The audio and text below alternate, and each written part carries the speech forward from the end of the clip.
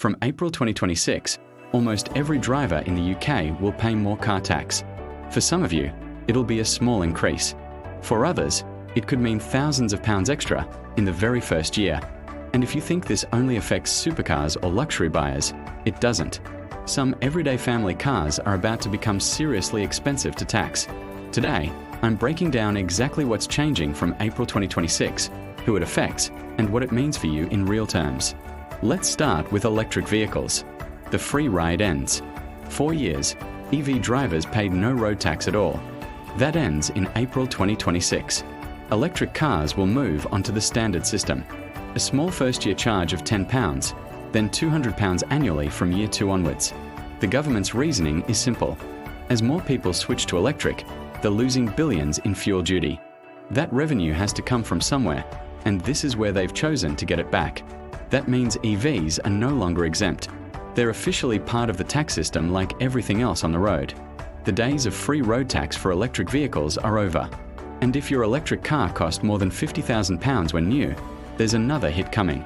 You'll also pay the luxury car supplement, an extra £425 per year for 5 years. There is one piece of good news here.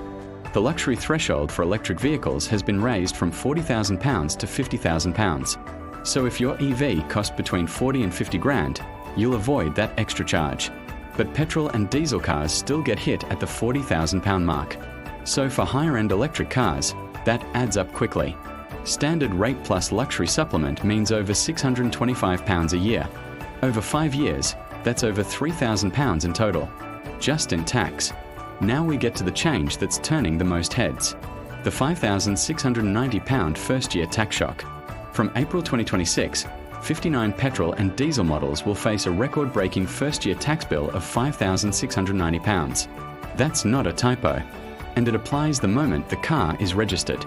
This affects models from more than 20 manufacturers, including Ford, BMW, Mercedes-Benz, Audi, Toyota, Land Rover, and Porsche. And no, this isn't just exotic supercars.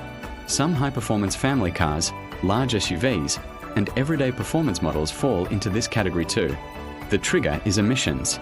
Any car producing more than 255 grams of CO2 per kilometre will land in this top band. The government's message here is clear. High-emission cars are being priced out of the market. The full list includes cars like the Ford Ranger Raptor, BMW X5M, Mercedes-AMG models, Audi RS models, Toyota Land Cruiser, Range Rover Sport, Porsche Cayenne Turbo.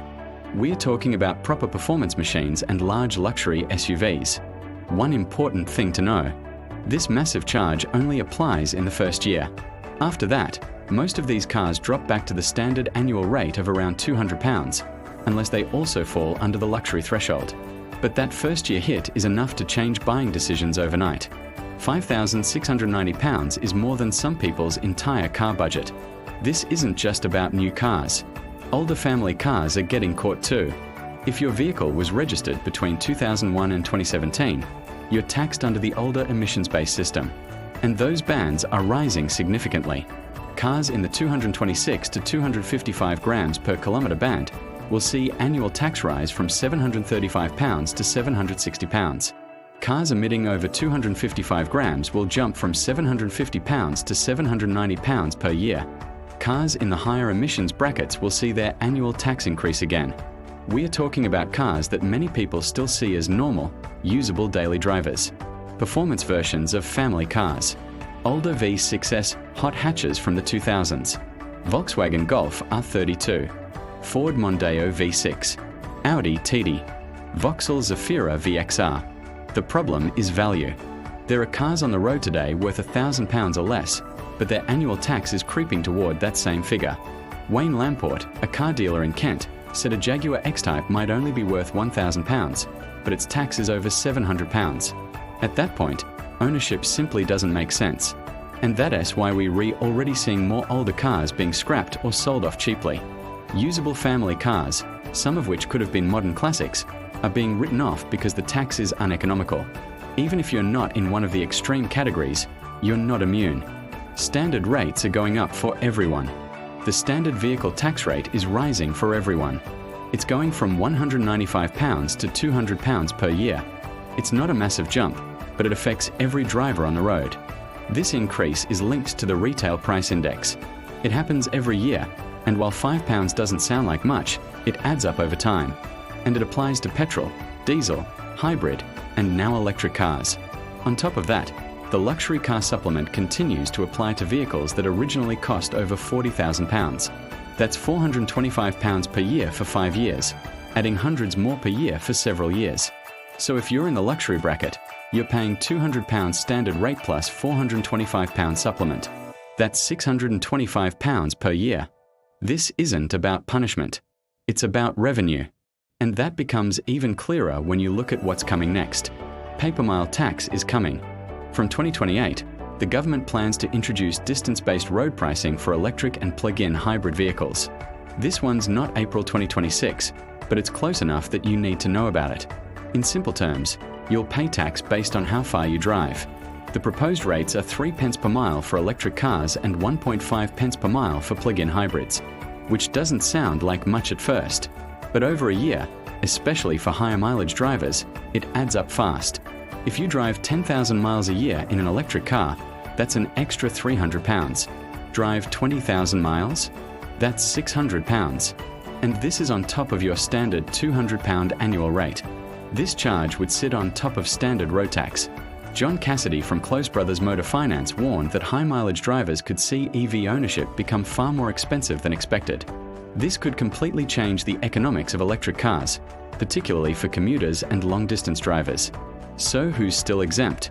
There are still a few exemptions. Historic vehicles over 40 years old remain tax-free.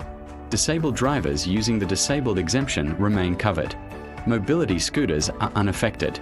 But regular electric cars? They're no longer exempt. What should you do now?